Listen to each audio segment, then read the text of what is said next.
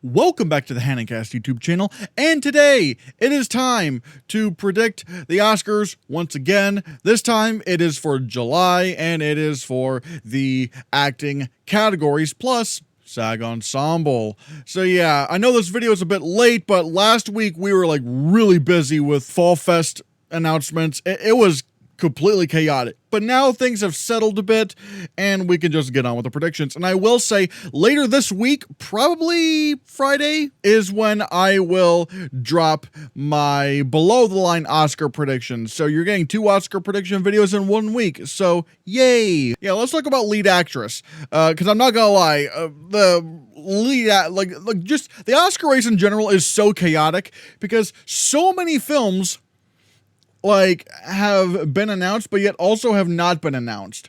Like, for example, Is This Thing On is like nowhere to be seen. Where is it? It could be a late edition, sure, but it's just weird what's going on. So yeah, right now I'm still gonna go with Renate Reinsva, but I'm not completely sold on her. I'm not really sold on anything yet. I'm not sure what to do right now. Still, I think it makes sense. Sentimental Value is clearly the most liked film in Best Picture, and I don't know. I know some people are saying, oh yeah, Emma Stone could win her 3rd Oscar. It's like, her 3rd Oscar this soon? I don't know about that. I don't think that's gonna happen. And again, all these other actresses and the rest of the actresses, like Emma Mackey for Ella McKay, Amanda Seyfried for The Testament of Anne Lee, and Julia Roberts for After the Hunt. I mean, I don't have these films in Best Picture, so I don't think I can predict them right now. So right now I'll go with Renate Reinsva. But yeah, and apparently with The Testament of Anne Lee, we did get an image, and it is not, again, we now know the title, The Testament of Anne Lee. And again, I don't know what to feel about this film because I don't know. I know some people are saying, oh, it's, mirroring The Brutalist very well. And it's this whole thing with where it's going and the fact that it doesn't have a distributor and all that. Yeah, it is mirroring The Brutalist, but it's almost mirroring The Brutalist too much because, I don't think lightning's gonna strike twice like this, especially since The Brutalist was Brady Corbet and Mona Fastvold's only Oscar contender, and even then it's the guilds hated that movie. It won 0 guilds, not even period art, not even period production design at the Art Directors Guild. It lost that to Nosferatu. So it really just speaks to how accessible are their films. And sure, yeah, The Brutalist got 10 nominations at the Oscars, but it's I just don't know if lightning is going to strike twice like this. But I have her in because there's just not a lot of other solid options right now. Ella McKay, again, has not been announced for any fall fests right now. Maybe it'll get added in later. So again, I'm just kind of I don't know. But if it does release in the fall festivals, I could see this doing very well at SAG. Even maybe an ensemble nomination, which we'll get to here in a bit. And then there's Julia Roberts for After the Hunt. And I know I'm going to sound crazy, but she is very vulnerable here, especially now that we've seen the trailer. We're getting a sense of what the film's going to be like. I genuinely do not believe After the Hunt is going to be a big Oscar player. It's really not. I keep saying this, but Luca Guadagnino does not make Oscar-friendly movies. He did Call Me By Your Name, and that was it. None of his films afterwards got any Oscar nominations whatsoever because, yeah, even if they're commercially successful, and even with critics if they're successful, general audiences are not really passionate about them. And I know we're talking about the Oscars, which aren't exactly general audiences, but they're kind of the in-between of critics and general audiences. And again, it's kind of telling that they have never nominated a Luca Guadagnino film for any Oscars since Call Me By Your Name. So I just don't know. Again, there's a very good chance and at least a probability that Julia Roberts could just not get nominated at all. But right now it's I don't really have a lot of other good options. Laura Dern for Is This Thing On? I'm not even sure if this movie's coming out. I know it was filming earlier this year, so maybe it's just not ready. I don't know. Cynthia Erivo for Wicked for Good. Again, For anyone who still doesn't know why I'm still like holding back on Wicked, is because the second act of Wicked is very divisive amongst people, and the fact that it's that divisive, it makes me not really confident that it's going to be a big Oscar player. And I know it sounds like a broken record, but that's the thing. It's like, if people are divided on this film, or if this film is considered not as good as the first film, then it's not going to get as many Oscar nominations as the first film. It would probably get like a few techs, and it might even miss Best Picture, which is kind of where I'm thinking it's going right now. Sydney Sweeney for Christie, we did get confirmation this is going to TIFF, and not only that, but like we also got like a first look image. Like, I could see Christie being like a SAG player.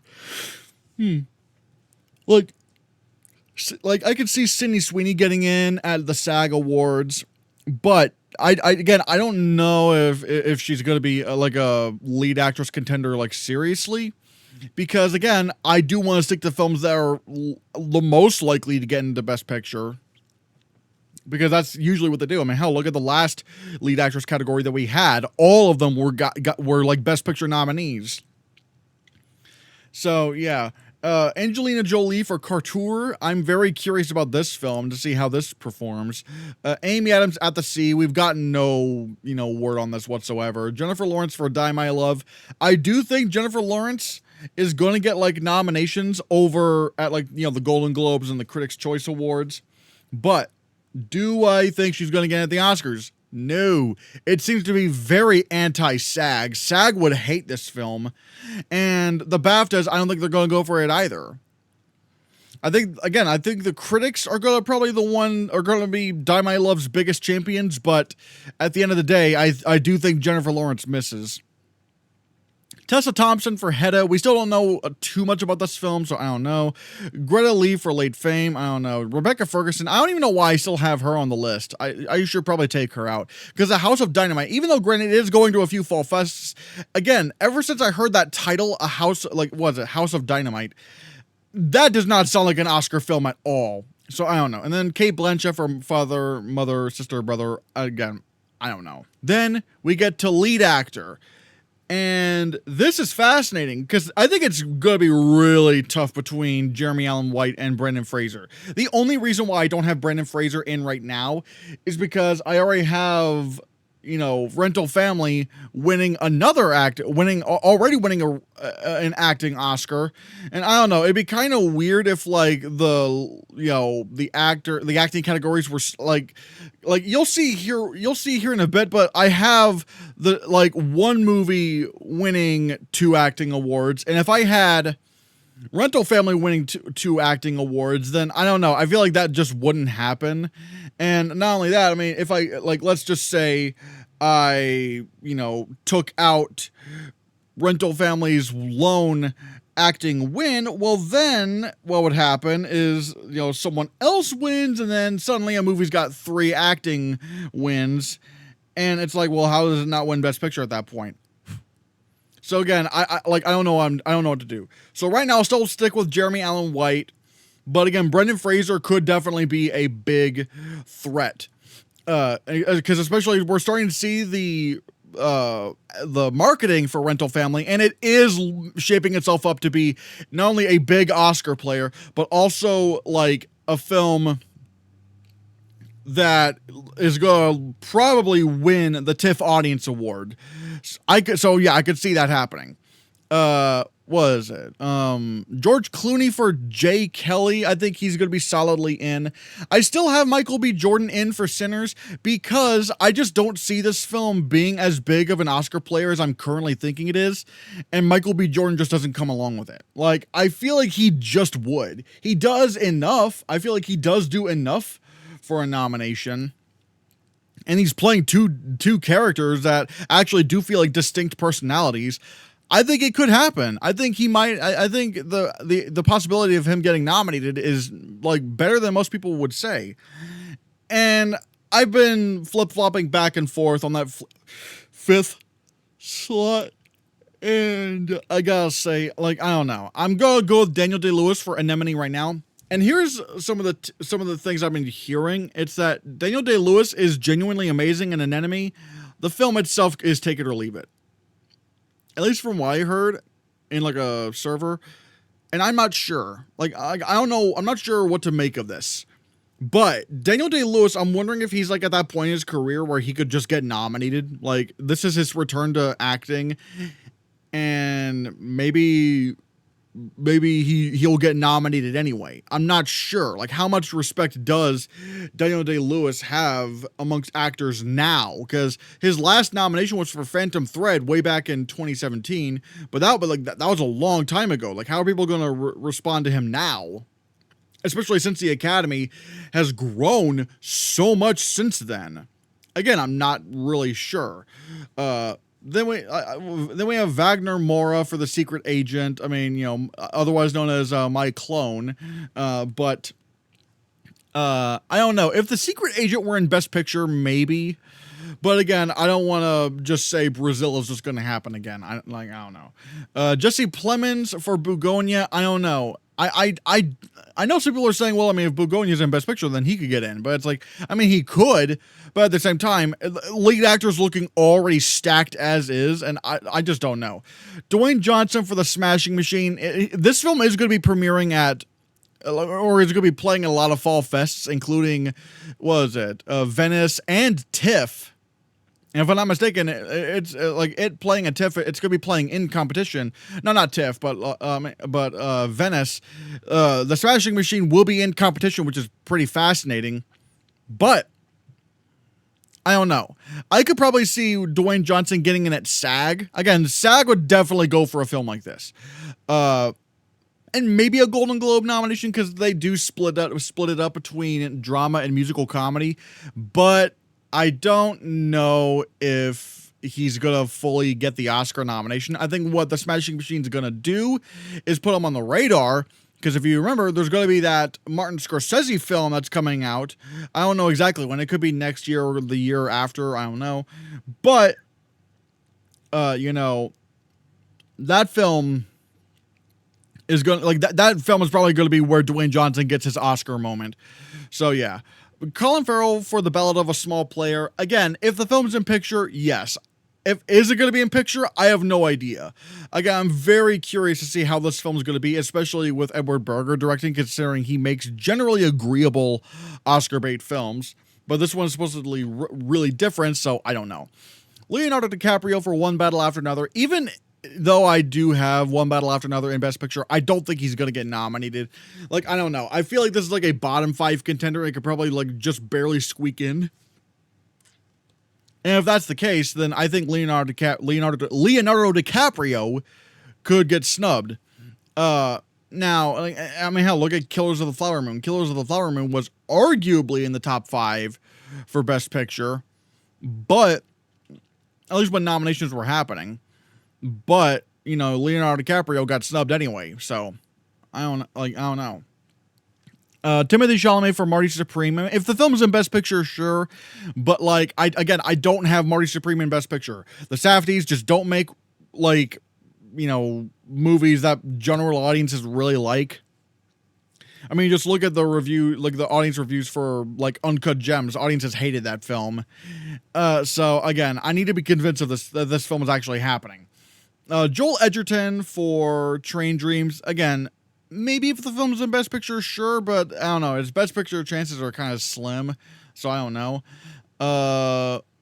Lee Byung-hun for No Other Choice. This is fascinating because I actually do currently have No Other Choice in Best Picture right now. But again, I don't know what to do in Best Picture right now. But, however, he's in an interesting situation because the Golden Globes could probably nominate him, and the BAFTAs could maybe nominate him if they go really hard for this film. But would the Oscar nomination happen? I mean, maybe. I mean, SAG won't do it. Critics' Choice, it depends on how strong the film is. Because, like, Anatomy of a Fall was so strong that Sandra Hüller even got nominated at the Critics' Choice Awards. And they don't really do international performances all that much. So, I'm curious. Paul Dano for The Wizard of the Kremlin. It is coming out this year, I think. It is playing at a couple festivals. But again, I'm very curious as to how this film's gonna be received. Like, I'm very curious because right now I only have the film in makeup. I only have it in makeup, but we'll have to see what happens, Will Arnett for Is This Thing On? Even if this were in Best Picture, I don't think he would get nominated, but again, we'll have to see what happens. But again, I don't even know if it's coming out this year or not. Matthew McConaughey for The Rivals of M. Zaya King. This movie just keeps sinking further and further, and it has still not been announced for any of the fall fests. I don't know what's happening with this film. Like, this could have been like The Rivals of M. Zaya King legitimately could have been like a 10 plus nomination film, but like no one has picked it up. No one has picked it up, and it's not going to any fall fests right now. It's so weird. Paul Mescal for Hamnet, I don't know. Oscar Isaac for Frankenstein. Like, even if Frankenstein were to become like a Best Picture thing, I don't think it would get any acting nominations. Tonatia for Kiss of the Spider-Woman. Again, I would be a little bit more confident if it were going to fall festivals, but it hasn't even been announced for those. Willem Dafoe for Late Fame. I don't know. And Daniel Craig for Wake Up Dead Man and Knives Out Mystery. The most he's looking at is probably like Golden Globe musical comedy actor, so probably not. Then we get to supporting actress. And again, this is interesting because this is where I have Sentimental Value winning a second acting Oscar. And I don't know if it's going to stay that way because I have Elle Fanning, and also I have, and also not only that, but one thing I also kind of realized, there are like, I got double supporting actress nominations in one category. I don't know if that's really going to happen though. But again, it's like, I'm struggling to find a lot of other alternatives, because there was also Inga Ibsdottir for Lilius for Sentimental Value. I think she could get in. I've heard that Laura Dern actually is pretty strong in Jake Kelly, so okay, sure. But I can't shake Wunmi Mosaku and Haley Steinfeld because I'm not gonna lie, like apparently they like the screen time for the actors has also come out, and Mosaku and Steinfeld have roughly like similar, screen amounts of screen time. And I'm not gonna lie, I feel like they do enough for a nomination. So I don't think it's impossible, especially if Sinners is looking to be as big as we're thinking it's gonna be. I mean, even at the Astra mid-season awards, like what was it? I think it was Haley Steinfeld who won supporting actress, but like Wunmi Mosaku came in second place. I know it's weird because we're talking about the mid-season awards, but like they had some other contenders, but Sinners couldn't have performed any better with the wins. Considering like Sinners took up like first place and second place in supporting actress. So it makes me wonder, could the hype sustain itself? And I'm thinking maybe even Wunmi Mosaku could get in because I don't know why I forgot this, but like she was literally in Loki, like the show Loki. I was like, I don't know why I completely forgot that she was in there, and even because of that, she's also in Deadpool and Wolverine. So it's like, like she definitely does have quite a bit of like at least some pretty big notable work under her belt. So she's not like a complete unknown, complete unknown. But yeah. And obviously Haley Steinfeld, I mean, she's already a previous Oscar nominee. And honestly, like the narrative of her coming back, she's in a potentially Best Picture winning film and she's back with another, smashing performance. Maybe this could happen. But again, it does feel weird that I have two films getting double nominated in the same category. I don't know how often that happens. I mean, I certainly can't think of a time, but it's like, again, I'm looking at some of the other options. It's like, I don't know. Like, for example, there's Mari Yamamoto for Rental Family, but I've heard that I've heard conflicting thoughts on Yamamoto, because on one hand, I've heard people say, oh yeah, like she does enough. But then there's other people that I've heard that say, she's not really the standout. And it's like, I don't know what to do here. So she could get in. I mean, especially if Rental Family is looking to be a big acting player, maybe. And I'm already thinking it is, but I don't know. Emily Blunt for The Smashing Machine, I could see her getting SAG. SAG would probably, again, I feel like Smashing Machine could look like it's going to be a pretty strong film at first. But again, I don't know if that's ultimately going to translate to Oscar nominations, especially if the film is not in Best Picture. Ariana Grande for Wicked for Good. Again, if the film is in Best Picture, probably. But even then, it's also like, it depends on how strong is it. Because if it's considered not as good as the first film, well then I don't think Ariana Grande is going to get in. But even then, everyone thought Dune Part 2 was better than Dune Part 1, and it got nominated for not only less than half the Oscars the first film. Actually, no, I think it was nominated for like half the Oscars the first film was nominated for, but it got nominated for less Oscars than the first film won. So even though that was considered an improvement, it still underperformed. Wicked could just very well do that, where it's like, even if it's in Best Picture, it gets nominated for like half the awards that the first film was nominated for. So, I don't know. Emily Mortimer for Jay Kelly. Apparently I made a mistake. It wasn't Riley Q who co-wrote Jay Kelly. It was Emily Mortimer. I don't know why I thought that was the case for the longest time. I'm just stupid. But yeah, I don't know. Angelina Looking Glass for The Rivals of Messiah King. This film looks kind of dead. Jennifer Lopez for Kiss of the Spider Woman. I mean, SAG, probably. But again, I just don't think she's going to do it at the end of the day if Kiss of the Spider Woman's not in Best Picture. Tilda Swinton for The Ballad of a Small Player. I don't know. Glenn Close for Wake Up Dead Man and Knives Out Mystery. Again, Critics' Choice could do it, but I don't think she's going to get in. Io Debris for After the Hunt. I think that movie's going to be nothing. Gwyneth Paltrow for Marty Supreme. I don't know what she would have to do for this film, and even then, I just don't really believe in Marty Supreme. Thomas and McKenzie for I forgot to change that to The Testament of Anne Lee. I'll fix that at some point, maybe. Alicia Silverstone for Begonia, Fran Drescher, Greta Lee, Tiana Taylor, Regina Hall, Emily Watson, Nina Haas. Again, I don't know. I'm kind of struggling to find what the other contenders could possibly be. So we'll have to see how that all goes. Then we have supporting actor, and this is where I have Rental Family winning an Oscar. In Akira Emoto. Now, I've heard he is the standout of the film. He is the acting standout in the film, aside from Brendan Fraser. Which, again, this is kind of why I don't have, Brendan Fraser winning. Because I feel like, because it would be kind of weird. Wouldn't it be it would be kind of weird to have Sentimental Value win 2 acting Oscars and Rental Family to win 2 acting Oscars. Like, it doesn't feel right to me. And I can't really have Stellan Skarsgård win, because then Sentimental Value has 3 acting Oscars, and especially in today's day and age where there's so much passion for the Best Picture frontrunner, I just don't know if Sentimental Value is going to win 3 Oscars and lose Best Picture. I just don't see it. So I don't know. And Adam Sandler for Jay Kelly. I mean, I could do him. I mean, theoretically, I could have Adam Sandler win, and Brendan Fraser, and that would allow Brendan Fraser to win. But I just don't know, because I don't really think.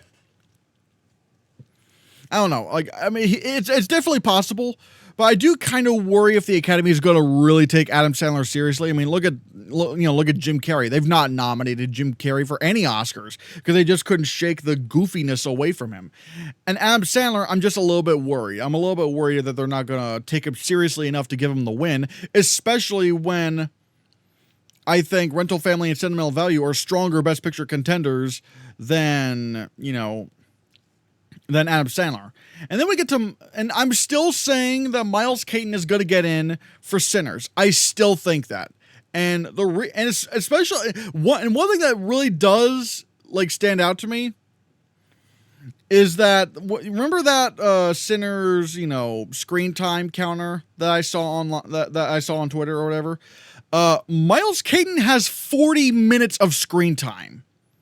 Meanwhile, Delroy Lindo, I think, has less than 20. And it's I genuinely don't see how anyone could just see Delroy Lindo as being a stronger supporting contender than Miles Keaton, considering he's in the movie way more and does a lot more than Delroy Lindo. Delroy Lindo, he's good in the film, but I don't think he does enough for a nomination. or at the very least, not over Miles Keaton. I mean, I could maybe see a scenario where they both get nominated. And also, I know people are going to say, well, about the career narrative. It's like, well, no one really knew who Delroy Lindo was until The Five Bloods. And he hasn't really been in anything notable since then until now.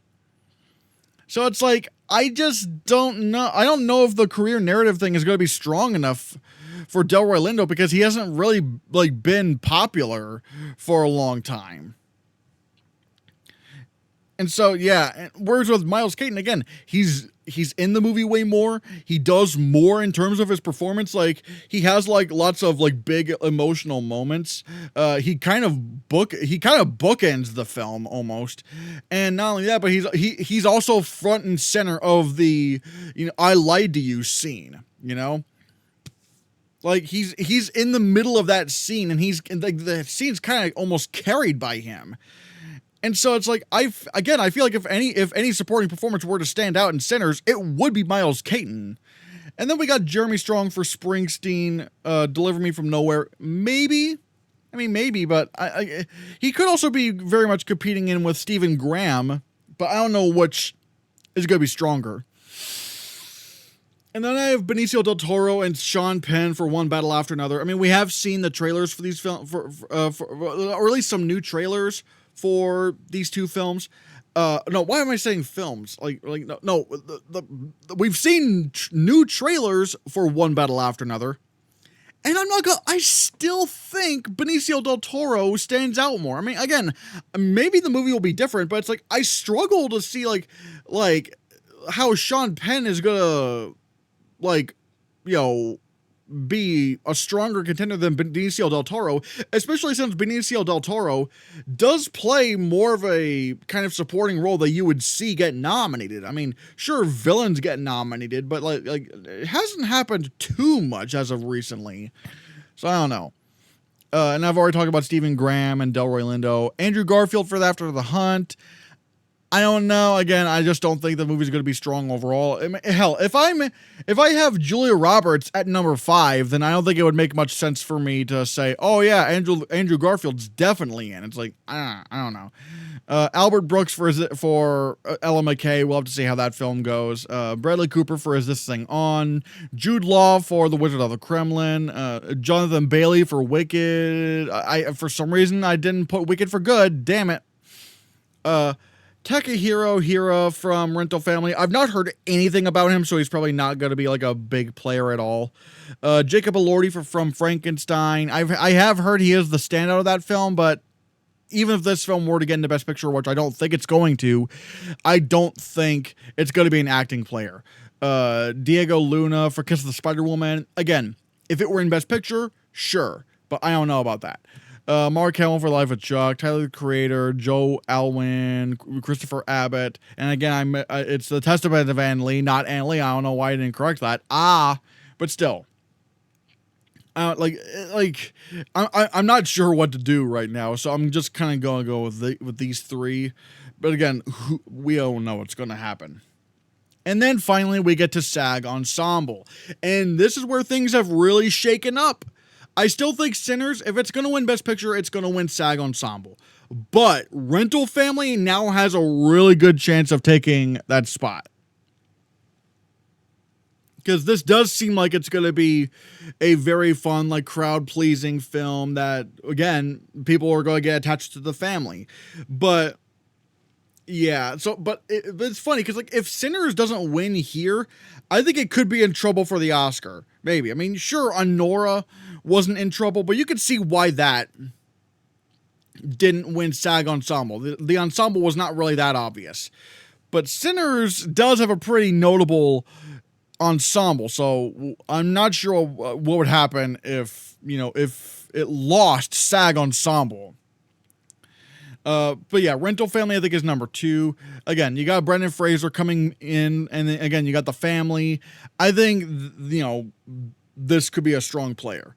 Sentimental Value, I think it's going to get nominated, especially since I think it's going to be that kind of evergreen international film, more like films like Emilia Perez and Parasite, where it kind of gets nominated everywhere.